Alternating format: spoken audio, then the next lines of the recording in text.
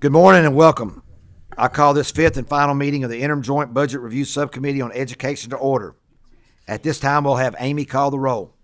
Senator Neal, Senator West, Representative Baker, Representative Bojanowski, Representative Bowling, Representative Brown, Representative Kleins, Representative Truitt, Here.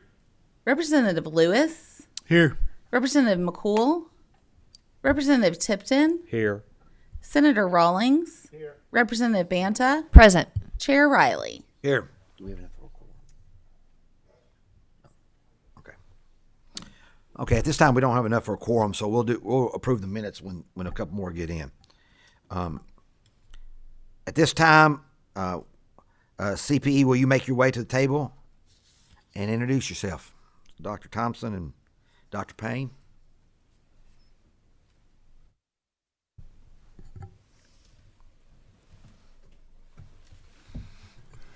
Morning, Mr. Chair and Committee. Aaron Thompson, the President of the Council on Post-Secondary Education.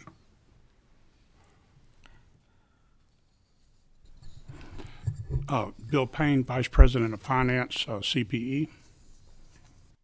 Go ahead and proceed. Thank you, sir. Before we get started, I guess I just want to offer up from all of higher education the sad event that happened with the UPS crash, the victims and the families of the victims and those that were affected. We offer our prayers and thoughts to those families. So I would be remiss if I didn't start out with that. Thank you, Dr. Thompson. And I don't know about the rest of you guys, but I think several of you are probably in the same boat. I know a couple of pilots for UPS, and we were making phone calls and everything, trying to make sure that everybody was okay. And I'm sure people throughout the Commonwealth are doing that. And unfortunately, it appears the death rate's been going up as news has been. So, yes, I think we all and at this time, we could only do a moment of silence for those folks. Please, yes.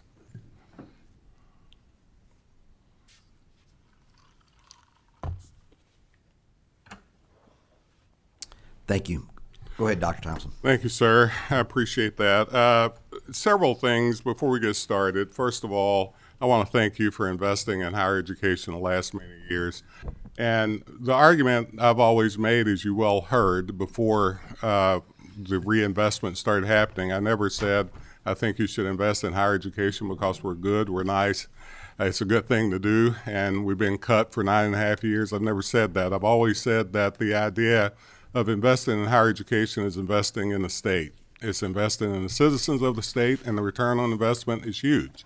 We have numbers to show you that, but you've heard that before. It's actually a bigger return on investment than almost anything that you've done with your dollars. As you all know, about 23% of all those dollars that you invest in higher ed comes through student aid. I'm proud to say Kentucky is one of the highest student aid states there are. And that, in fact, is good about, the idea that students can take the money and take it where they will. But also investing in our campuses have been shown to be a huge return on investment. In the last 5 or 6 years, you probably know we've been leading or at the top in the country in things like retention gains, enrollment gains, persistence gains, graduations. I could keep on going, completions. All of those things matter. You also invested in dual credit, and I appreciate that. We got our latest data back, and CPE set an attainment percent of 50% of all of our high school students having a dual credit before they graduated. It was an affordability way of thinking about how we get students to go at the lowest price, but it's also been shown, we got one of the best data systems, if not the best in the country, that if you take a dual credit, I know Representative Tipton knows this, you take a dual credit, you not only persist longer, and you graduate faster. If you're low income, underrepresented, you tend to do far better than other population groups. So it's working. Our graduation rates now went down again, but our time to degree has gone down again. We have a 4-year degree again. Can you believe that? And it has also helped our debt load. In Kentucky, we're proud to say now in our public higher ed, only 2 out of every 5 of our students are graduating with any debt. And of those 2, in the last 5 years, debt has been reduced by 34%. And that's due that campuses are putting more money into helping students for that last dollar in to get through college, as it is things like dual credit. So not just a few brag points, but to give you some idea of the return on investment that you've received with your investments in the past. We do have an accountability system. People call it performance funding. We produce outcomes. You give us money based on that. That is work. Do we need to take a look at it again this coming year? You know we do. It's time for us to do that, and we'll take a deep look at it. And we will, as you'll see in our presentation, we will try to rectify in our budget ask some of the issues that have been brought to us by you, many of you, around that some of our smaller schools haven't received any money. So everything we're bringing to you today is coming with the continued thoughts of investing in the citizens of Kentucky. There is a direct correlation, as you all know, the number one correlation between having businesses that come to our state, that stay in our state, that thrive in our state, and in our economic development. The direct correlation is that they have a highly educated workforce to produce. And the most direct correlation to that is a highly functional higher ed system. And so that's what we're setting this up to present to you as we go through this process. With that in mind, we'll jump into it. We'll answer questions when you will ask. But I'm going to let Dr. Payne start the process of giving you, this is the campus budget. We presented the CPE budget a while back. So these are the campus budgets that we're presenting. Thank you, President Thompson, members of the committee. Good morning. You asked us to come before you today to present selected components of our budget recommendation for 2026-2028, specifically our operating funds request and our trust fund request. And you can see the various components listed there under operating funds and trust funds. What we will not be presenting today is our capital investment request or any information about our CPE agency budget request. This slide contains the components of the 2026-2028 operating funds request. This is what we like to say is a 10,000-foot overview. As you can see in that first row of numbers, it includes the 25-26 net general fund appropriation or the beginning base. If you look at the footnote at the bottom, that's each institution's 25-26 regular general fund appropriation minus debt service and other adjustments, and it does include $115 million in the performance fund. Those next few rows contain information about the additional budget request that you asked us to come and speak to today. We're recommending $43.3 million in the first year of the upcoming biennium for an inflation adjustment and $86.6 million in the second year. For performance funding, we're recommending $30 million in the first year and $45 million in the second year. You'll notice I've got a line in there for the KSU land grant match with zeros. At this time, the state has met the dollar-for-dollar matching requirement for KSU land grant program, and so we are not recommending any funding for the KSU land grant match at this time. If you look at those two rows at the bottom, you'll see the dollar and percent change for those additional budget requests. $73.3 million in fiscal year 2026-27, $131.6 million in 2027-28, representing increases on that roughly a little over $1 billion base of 6.8% and 12.2%. So let's dig into the details just a little bit in terms of the inflation adjustment request. I just mentioned we are requesting $43.3 million in the first year, $86.6 million in the second. That represents across the board base increases of 4.5% and 9% respectively on the net general fund base. And that's actually how the funding amounts were determined, and we'll see that on the next slide. We applied those across the board percentages to each institution's 2025-2026 net general fund appropriation. In terms of the rationale for this request, if authorized by the General Assembly, these funds will help to offset some of the largest increases in higher education cost that we've seen in over 2 decades. These funds will also help the council and campus officials maintain affordability and access for Kentucky students and families. This slide shows the allocation of the inflation adjustment request among institutions. That first column of numbers is the 25-26 net general fund. The second column is the inflation adjustment ask for each of those institutions in that first year. The fourth column is the inflation adjustment ask in the second year for each institution. And you can see the totals at the bottom, $43.3 million in the first year, $86.6 million in the second. And there are the across-the-board percentages, 4.5% across the board percent change in the first year, 9% in the second. Just to provide you a little bit more information about the rationale for this request, as I said a minute ago, our Kentucky colleges are facing some of the largest cost increases in decades. This chart on the right shows higher education inflation measured using the Higher Education Price Index. It's for fiscal years 2009-10 through 2024. And those green bars represent the annual change from the prior year in terms of higher education cost.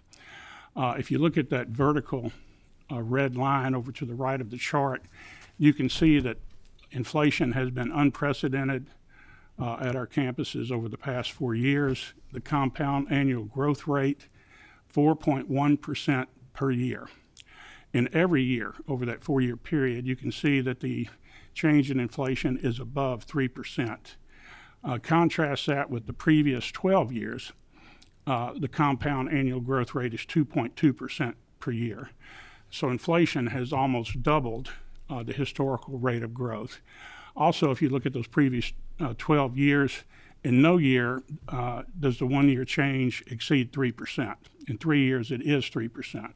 But in all 4 years, recently, it's above the 4% mark. Excuse me, above the 3% mark. We don't consider growth in cost in isolation. The state can appropriate additional general fund to help offset cost. Institutions can raise tuition and fee rates to generate additional resources. But what this chart to the right is showing you is what has happened in terms of state funds for educating students, in other words, state support for our post-secondary institutions, and how that has changed over time and how that compares to inflation. If you look at the blue line, that's actual state funds for educating students. And let me stop for 1 second and just say that state funds for educating students is the adjusted net general fund for the public post-secondary system. And the adjusted net general fund is the net general fund minus mandated program funding. Mandated research and public service programs cannot be used to educate students, so we back that out. So that's what we mean by adjusted net general fund. We add that to the performance distribution that each institution earns in a given year, and that is the state funds that are available for educating students. Now, this is in millions of dollars, and it's also in nominal dollars in terms of the blue line. And so you can see that state funding between 2017 and 2022 was relatively flat. The state began reinvesting in higher education and much appreciated by the council and by our institutions in 2023. But those increases have been sporadic, mostly in the first year of a biennium and then flat funding in the second, then again some additional funding in the first year of the next biennium and then relatively flat funding. What the red line represents is what if that $759 million in 2016-17 had grown at the rate of inflation. And as you can see, between 2017 and 2026, state funds for educating students would have needed to grow by 35% in order to keep pace with inflation. Instead, it grew by 18.7%, resulting in a $121 million gap. Now, what this does is it puts pressure on institutional budgets. They come to the council and they say, and lobby for higher tuition and fee increases. And that's why we say state funding is so important for maintaining affordability and access for Kentucky students and families. But I'm happy to say that since Aaron Thompson has come on board, affordability has been a primary concern, and we have kept tuition increases to historic lows. What this chart is showing is annual change in resident undergraduate tuition and fees between academic years 2012-13 and 2025-26. That vertical green line is the approximate time when Aaron Thompson became president of the council. And if you look over that 7-year period, the average annual growth rate is about 2% per year in terms of the increase in resident undergraduate tuition. If you contrast that to the previous 7 years, tuition and fees grew at 4.1% per year. And so we have more than cut the rate of increase in tuition in half. And as I said a minute ago, maintaining affordability has been a priority not only for President Thompson and the council, but our post-secondary institutions. But we also did this because we had begun to experience some enrollment declines, and we felt that holding the line on tuition would help us to grow in enrollment, and actually that strategy has worked. Let's see. Are there any questions about the inflation adjustment request before we move on? And if you don't have any now, if you have questions at the end, we'll circle back to it. The next component that we want to provide a little additional detail regarding is performance funding request.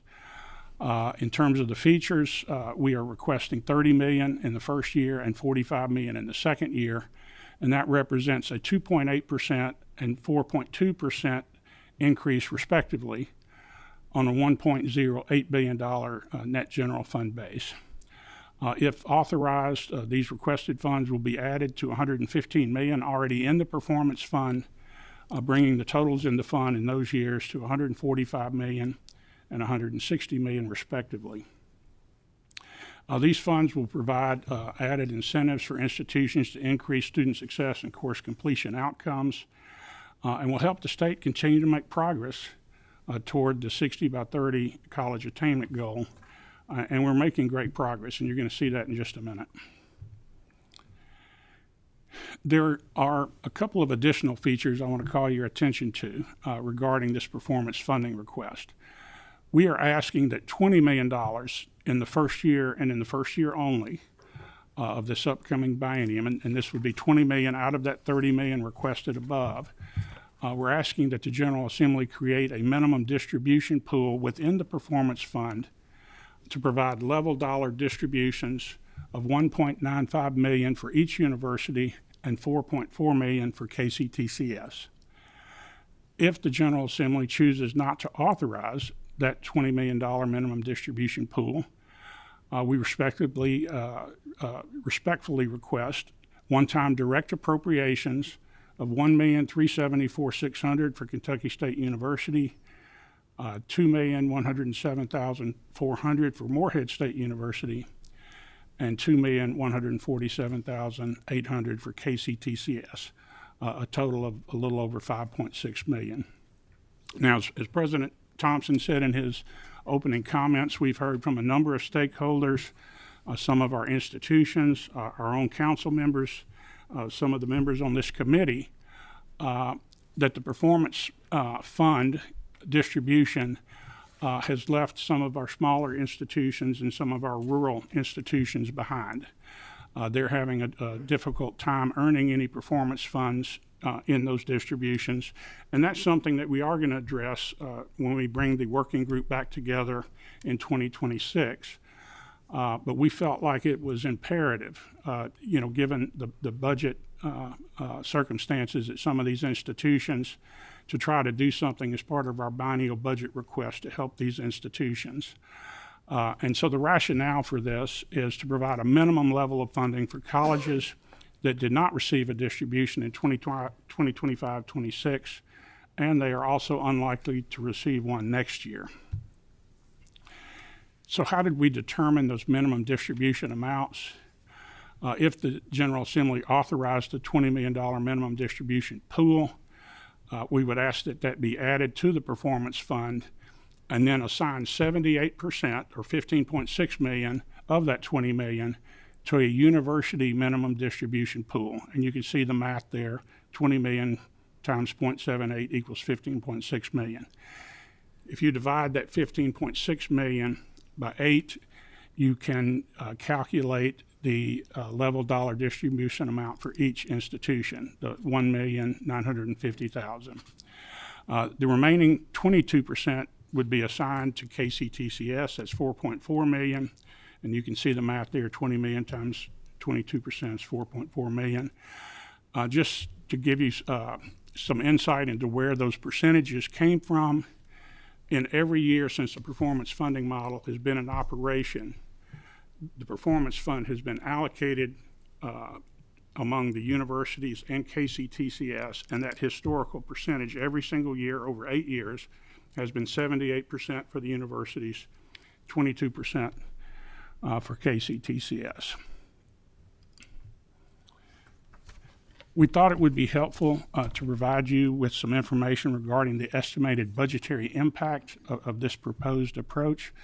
And so what this table is showing is the hypothetical budgetary impact of the proposed level dollar minimum distribution.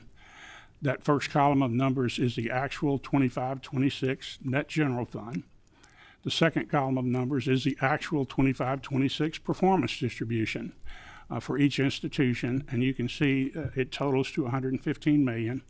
You can also see that KSU and Moorhead received no dollars in terms of that distribution, so their percent of net general fund is 0. That fourth column of numbers, the hypothetical distribution, as you can see in the footnote 2, is the sum of the actual 25-26 performance distribution and the requested level dollar minimum distribution of $1.95 million for each university and $4.4 million for KCTCS. And so you can see that now, instead of receiving 0, KSU would have received $1.95 million in the current year. Moorhead would have received $1.95 million. Every university would receive the $1.95 million. But what this level dollar base funding does, it provides smaller universities a larger proportionate increase in terms of their net general fund than it does for the larger institutions. And you can see that in that last column of numbers to the right. The $1.95 million is a 6.4% increase on KSU's base. It is a 4.2% increase on Moorhead's base. Again, if you look at the hypothetical distribution, the bottom of that column, it would hypothetically distribute $135 million, which would include the requested additional appropriations of $20 million. Any questions about that estimated budgetary impact? Representative Tipton. Thank you, Mr. Chair. Thank you for your presentation. I guess I'll take part of the blame for this part of the presentation because I was at a CPE board meeting in the summer and I was asked a question and I responded to it. And this was one of the suggestions that I made. And then let me ask you a question in the case of Moorhead and KSU. They are actually meeting metrics in the model, but because the way the model's designed with weights and volume, they're not able to receive any funds. Is that a fairly accurate statement? That is an accurate statement, and KSU over the last 2 years has been one of our better performing institutions in terms of performance outcomes. And you know this, Representative Tipton, because you were on the original working group, 9 years ago. President Thompson at that time was the interim president at KSU, and CPE staff and President Thompson. Dr. Payne, if you could turn your microphone on. I don't think it's on. Yeah. Pull it closer. Yeah, I'll just pull it closer. It's Okay, there you on.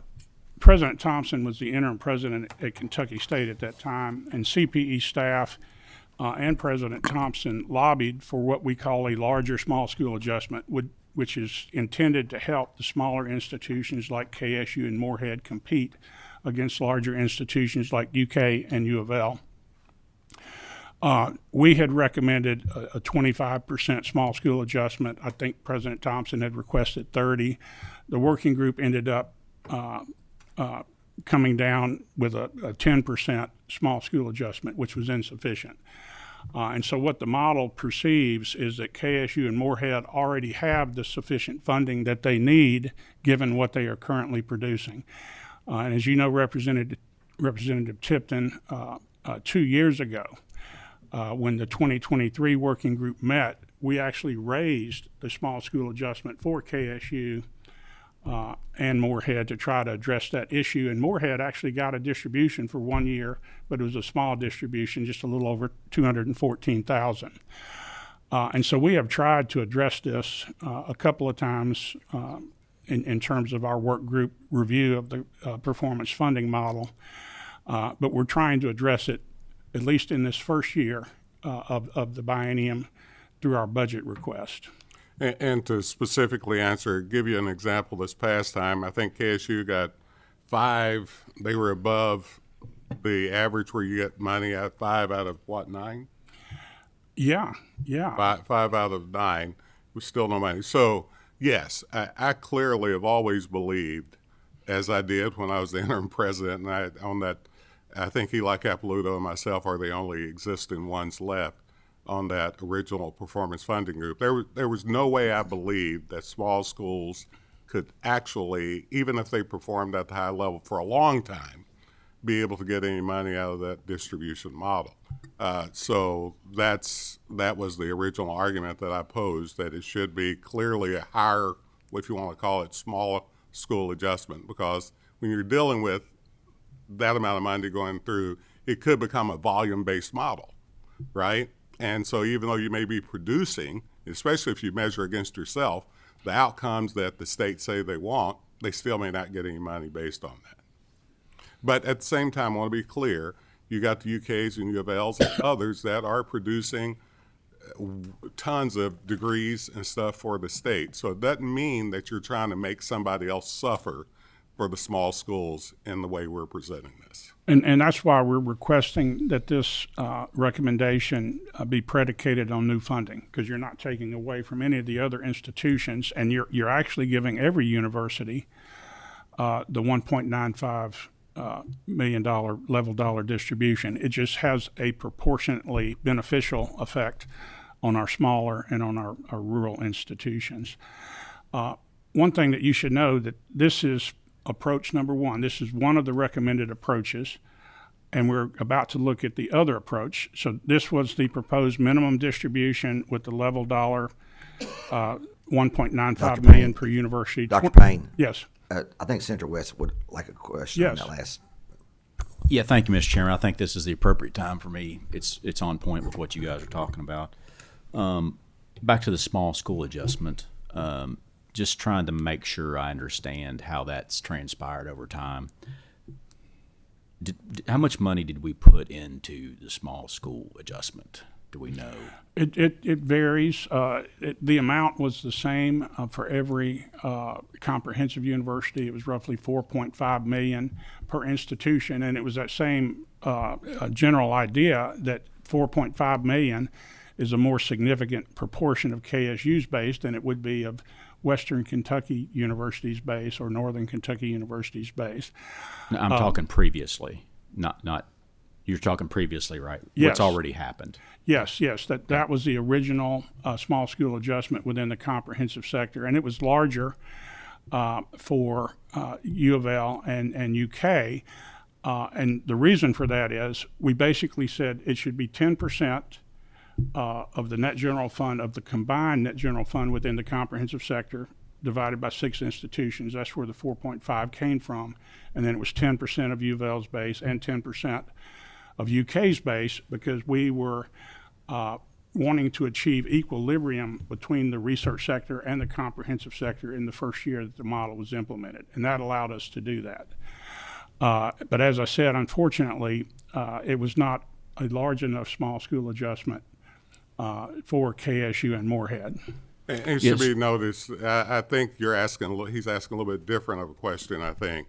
What happens is the smaller schools ended up having what we call a hold harmless, whereas they were in the deficit, if you will, Right. based on costs. They were getting more money per student head, even though it takes X amount of money to open up every door of every campus, right? Right. So what happens is then Moorhead and KSU, even with that amount of small school adjustment, they were always in the hole, Sure. if you will. So it was hard to get out of.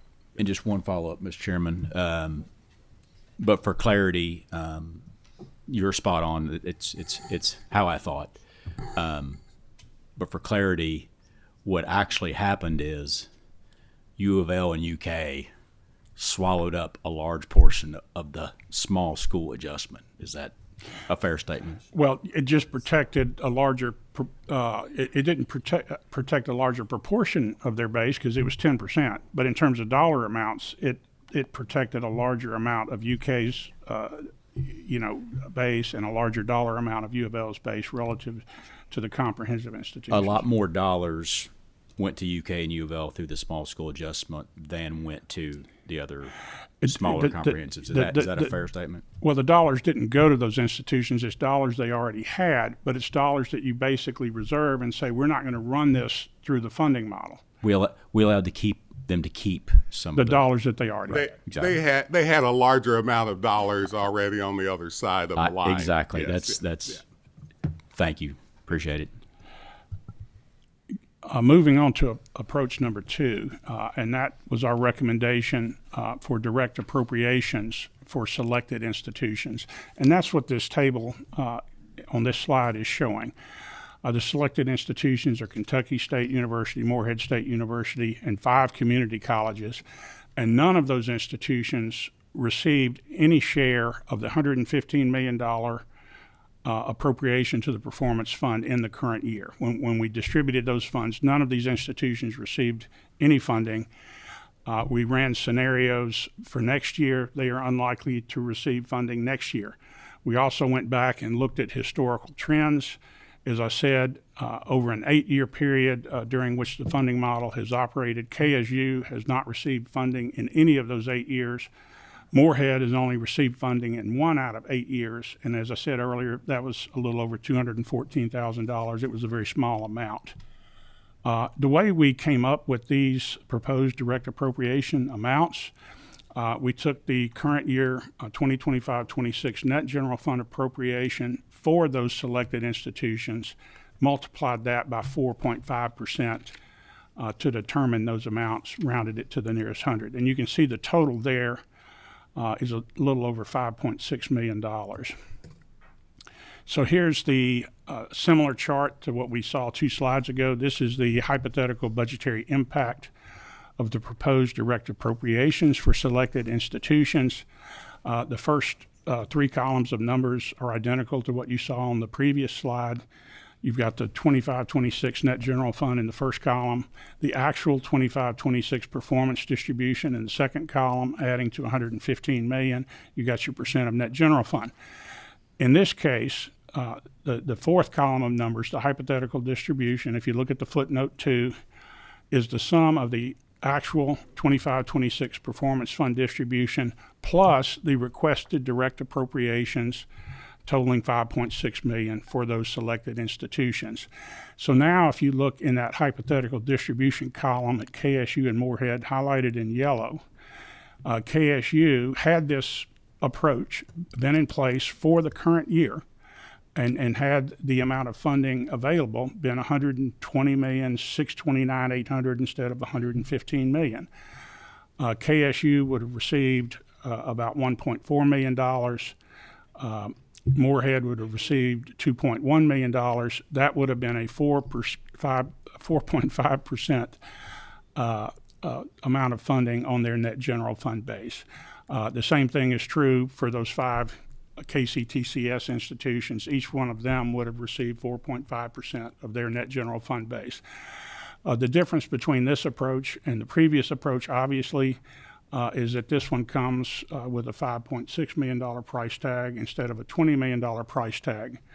And it more directly targets the funding towards those institutions that really need the funds.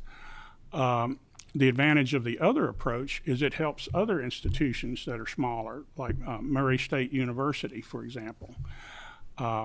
even though they're receiving a distribution from the fund, it helps the comprehensive universities as a group compared to the research institutions because of that level dollar distribution approach. And I want to point out something here. It's not on the slide, but for an example, Northern, when they entered the system, they probably didn't come close getting their per student funding. Thus, Northern is getting an over amount in the performance funding model to make up for that.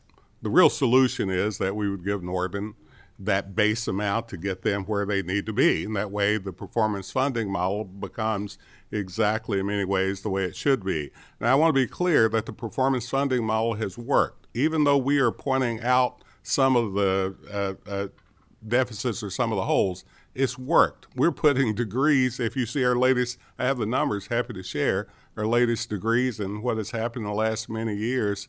Kentucky is way ahead of the game, and we're proud of that. We're way above national average. So I don't want any of you to assume because we're looking to rectify a couple of flaws, especially with our smaller schools, that we are stating that it hasn't worked. UK has produced, all of our institutions have produced to do exactly what the model has said that it needed to do. So based on the model that we were put in place in 2016 and 17, and then the years after where we changed it a little bit, Kentucky has seen extreme positive growth in almost all areas. So I did want to kind of make that clear. And that's a perfect segue, Dr. Thompson. If you ask what is the post-secondary system and the council trying to achieve with the performance funding model, and of course the overarching goal is to help the state achieve 60% college attainment by the year 2030. And this chart on the right shows college attainment by degree and credential type for calendar years 2017 through 2023.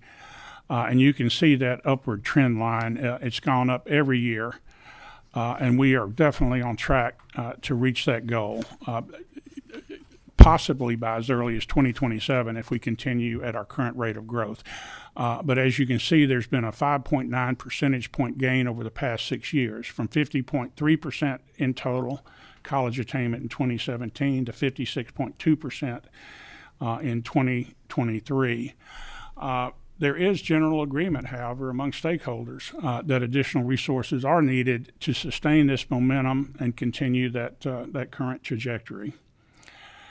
Are there any other questions regarding the performance funding slides Okay, or the performance Representative funding Baker. request?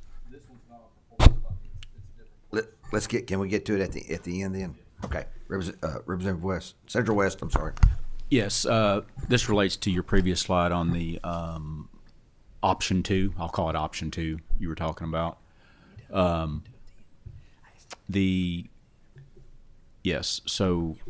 the amount of money you would be putting in here, it's showing it within the context of the performance funding pool.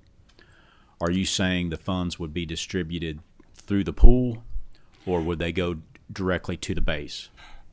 No, sir. We are recommending direct appropriations to these institutions directly to their base and have it not go into the performance fund. Right. The proposed minimum distribution approach that is the $20 million approach. We are recommending that $20 million be put in the performance fund and just separated within the fund so that we can provide those level dollar distributions. And that would be for the first year only in that one. Yes. Yeah. So my main question is, once with KSU and Moorhead, if you put 1.4 and 2.1 into the base, those are not single year distributions. So theoretically, they would continue on. Well, the recommendation is for those to be one-time, non-recurring funds. Okay, that was my question. Because the assumption is that the working group is going to meet in 2026. They're going to make recommendations. All this will be solved at that time. Yes, and we're going to come back to the General Assembly with a recommendation to make this permanent. Got it. Thank you. Yeah, and I should have said that in the beginning. We realize that we're going to come back together and look at all the issues this coming year. We don't know exactly when that's going to be, but it's going to be this coming year. And that's the cycle. So what we're doing, this is a stopgap, if you want to call it, for Sure. lack of a better phrase. Sure. The only point I was making is if you're Morehead and KSU, it's a much bigger deal if it's going to the base. Very much so. They're since much they have- happier with that. That's right. yeah. And, and it depends on what happens in the performance funding work Sure. group. Yeah. That doesn't mean that this couldn't continue. Sure. For the base, right? Understood. Yeah. And even though these are one-time direct appropriations, because it is non-recurring, it would not come back and impact KSU and Morehead in the next year when you run the performance funding model, because those dollars would not be in the base. If the General Assembly determines they want to make that recurring Right. to those institutions, you would need to do something like treat it like a mandated program so that it's excluded from the next round of the performance funding model. If you understand what I'm saying. And that- Absolutely. Yep. okay. Sure. Thank you. Okay, moving on to the trust fund request. There is only one component that CPE and the institutions are recommending for the upcoming biennium, and that's $30 million each year for a tuition waiver reimbursement program.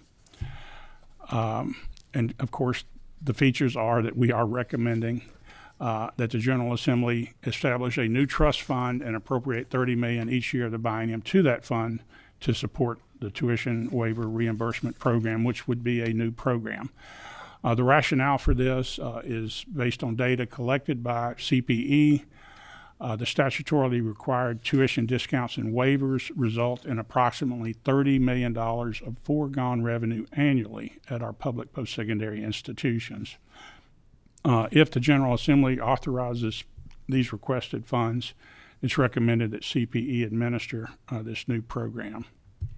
I want to be clear on this. As you look at these, it's not like we're saying we don't support these populations. That's not what the presidents are saying or the campuses are saying, or are we saying that? But it acts literally as a waiver, as a cut every year. We've also presented to the Education Committee a while back that there's a consideration possibly of having these in a bill that it becomes last dollar in,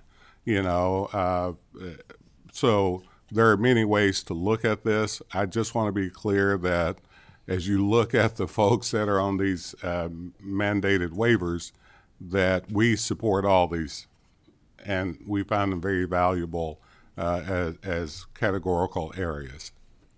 Absolutely. And what has happened, the number of categories has increased over time, the number of participants has increased over time, and the dollar value of those waivers have increased over time as tuition and fees have gone up. But these are the categories of those tuition waivers, and you can see some of the larger ones: persons 65 or older, 948 participants, 2.7 million; children, stepchildren, orphans, and spouses of disabled National Guard, war veteran, prisoners of war, missing in action, 1,500 participants, almost $10.3 million. Foster and adopted children, over 1,200 participants, 8.4 million.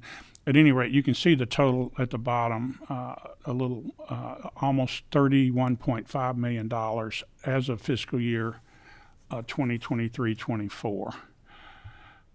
This is that same information, but just sliced a different way. This is by institution rather than by tuition waiver category. And you can see that at the University of Kentucky, the foregone tuition revenue is almost $7 million. And at the University of Louisville, Eastern Kentucky University, Western Kentucky University, and at KCTCS, the foregone revenue is over $4 million at each of those institutions, again totaling the $31.5 million.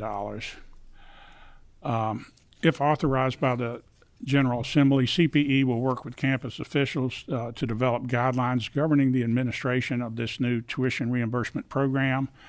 That would likely include a requirement that waiver recipients complete a FAFSA. CPE staff, of course, would validate the credit hour data for eligible recipients, and then we would reimburse institutions based on the number of credit hours completed by those qualified recipients. Are there any questions regarding the trust funds request? Representative Tipton. Thank you, Mr. Chair. Looking around the room, I may not be the only one that can go to college for free now. I'm 65. I can too. May have to go back to school, Mr. President. I know this is something we've been talking about for quite a while with universities because it's money out of their bottom line. And I asked for some data from CPE last year, and it had the numbers on what the cost of the waivers was to the university. And then it had a calculation that was estimating that if they were required to fill out the FAFSA, and this be a last dollar in, like if they get keys, if they're eligible for Pell or these other grants, it was going to reduce that number by about half or close to half, as I recall. Probably a little bit over half. Probably a little bit over half. So obviously, these are very vulnerable populations that have experienced a lot of difficulties, especially you think of foster children. So think about this. It's going to be a policy decision. It's going to be a budget decision. And anticipating a tight budget, we'll see what we come up with. But the other option would be to try and reduce that cost to universities for requiring a FAFSA, make it a last dollar in. Thank you. And those students would get what we've been giving them. The difference would be obviously some are getting that and more. And so that's the policy decision, right? Thank you. Now we'll go to questions for everybody. Now, Representative Brown. Thank you. Thank you, Mr. Chairman. I got in a little late and may have missed this particular point, but slide number 3, operating funds request.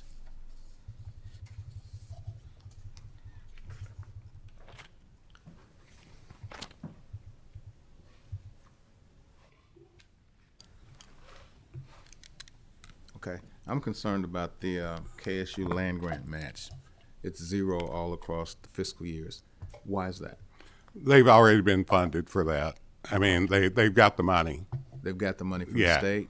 Or they got Yes. the money Yeah, from the they federal are government? fully matched. They have about 10.2 million already in their base in recurring appropriations for that dollar for dollar match from the Fed.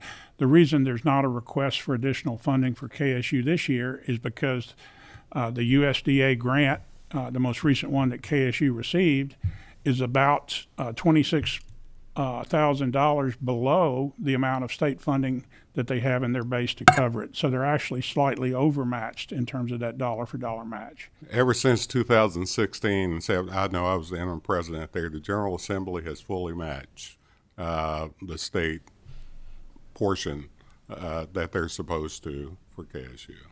And we do anticipate that the grant will go up over the course of the biennium. And generally, what we have to do is come back and have a current year appropriation at the start of the next budget cycle to make KSU whole. And so far, you all have done that Yes. in every one of those cycles. Yeah. Okay, just one more question, Mr. Chairman. I'm concerned about the reports that came out in the last 2 years, from the Department of Education and the Department of Ag, that said that there was an outstanding balance of $174 million in the in land grant funds coming to Kentucky State. Do you have any answer to that? I don't have a good answer. When we were trying to validate that, because we worked with some folks in General Assembly, we didn't get all the information. What I know they said, historically speaking, since land grant, HBCUs, 1890 schools, whatever you want to call them, have historically been underfunded. And I think for the tune of KSU, it was, I forgot the exact amount. Now, you may remember that wholly, but it was a significant amount. Up to this point, I don't think that's been addressed directly by the General Assembly or KSU. But we were trying until the administration turned over to find out exactly the methodology that was used to come up with those numbers. Okay, I think the number that I have heard and that KSU Alumni Association is dealing with is $174 million in arrears. I think it was somewhere around those numbers, I know. And we have worked over the last couple of biennium with the Senate and the House to get more money, for an example, to KSU and like asset preservation or whatever. So, and I know this past year they gave, I forgot the number, 65 million, is that right? More in the asset preservation. This year we're asking that they get the health sciences building, but I don't have any more information than that at this current time. Okay. Thank you, Dr. Thompson and Dr. Payne, but I think it's worthy of an ongoing conversation. Thank you, Mr. Chair. Thank you. Representative Baker. Thank you, Mr. Chair. It seems like government programs and government requests, they continue to grow and over time, and that's just natural, I guess. But we're responsible to the taxpayers for how everything's allocated and the use of taxpayer dollars. Is there a document out there that talks about cost savings, programs that universities are implementing to save dollars, perhaps programs they've discontinued because they're no longer relevant, no longer needed? Some of the assets that they have, maybe getting rid of some of those. Is there anything that you can provide to us to help us feel better about that we're not just throwing more money into a hole? Yeah, I don't know if I'd call it in the hole because we produce the degrees that produce the economy, but I hear what you're saying. We have presented that before and happy to try to get those again, happy to do that. Over the 9.5 years we were cut, whatever, there were just tons of efficiencies that we had to do in order to stay going because we kept tuition down a little bit then. But yes, we have programs. As a matter of fact, CPE's new policy, not new anymore, as of 5 years ago, you have to be able to show, even to get a new program approved, that you are producing what needs to be produced. You have to have employers sign off basically saying we need those things. So we have put into place a lot of efficiency policies even in the last many years.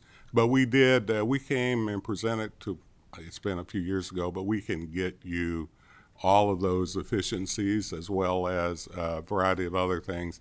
I still would like to, I understand your point, by the way, I promise you I do, but I just want to say that our job is to produce at the lowest cost possible things that keep the economy going, because the people who get a degree or credential, they pay taxes, right? They pay more taxes. So I would hope that the General Assembly and this committee would look at it as an investment into the citizens of Kentucky. Because we know that if you don't get that degree or credential, you're going to pay more money for prisons, Medicaid, and a variety of other costs. So, but we can get you some. So maybe it would be helpful, in addition to providing the efficiencies data, cost savings and efficiency, to show some information about the positive return on investment. We have done that too. That has some cost efficiencies, but also the return on investments done by third parties, SEBR. But I think you really want to just see the cost efficiencies now too, right? Any and all of it would be appreciated. Absolutely. Thank you. Thank you, Representative Kleins. Thank you, Mr. Chair. The word inflation was used quite a bit, and it's a pretty broad word. Could you talk a little bit about some of the goods and services that would warrant such a big increase under the word inflation? Okay. Yeah. One. You want No, go ahead. Yes. The primary indicator that we use to measure higher education costs is the Higher Education Price Index. And it's similar to the Consumer Price Index. It's based on a market basket of goods that are purchased by post-secondary institutions. And they've got 6 or 7 different categories. And we can provide a breakdown of which categories are increasing if you would like to see that. But it's one category is utilities and energy cost. Another one would be personnel cost, supplies and equipment. They've got about 6 or 7 categories of different costs that are then put into a regression model to determine what the overall cost increase for the institution is in any given year. So yes, we can provide that data. We just didn't have it in this presentation. But Go I ahead. don't. Excuse me. We don't need to provide. I don't want to create any extra work for you. I just wanted to hear some of your examples. Well, healthcare, as you all know, is going up tremendously. Even the asset preservation dollars you all gave us a while back, when we start, even the dollars to build, when we start doing it, there was a 25, 26% increase. Now, some of them were environmental circumstances, COVID. right? But what we've seen is inflation. We were really predicting a while back inflation would come down. Well, we're not seeing that, as you all know. Those are, even the cost of goods of providing, food for the young people and older people on our campuses have gone up tremendously. And campuses have had to really regulate what we call those ancillary items like residence hall rooms, food, and so on. I think even this year, once again, Moorhead didn't increase theirs, even though their cost went up. So somehow that has to be paid somehow. But yeah, we look at inflation very closely. And as Bill said earlier, not to repeat, we haven't allowed tuition, and with the state influence, they still haven't reached the inflationary mark. We don't feel like it should all go on the backs of a student, I guess, in the process. Yeah, insurance is another cost that is broken out, and benefits provided to employees is broken out separately as well. Okay, any further questions? Dr. Thompson, Dr. Payne, thank you for your presentation. Thank you, Chair Riley and committee. I really, once again, I want to just appreciate the investment in the past. And just we do know that we have to consistently produce, and we have to consistently watch our cost and cut when we can. So thank you all for listening to us. Thank you. Before we adjourn, if we could have someone make a motion to approve the minutes for the October 15th meeting. We got a motion and a second. And at this time, we may adjourn.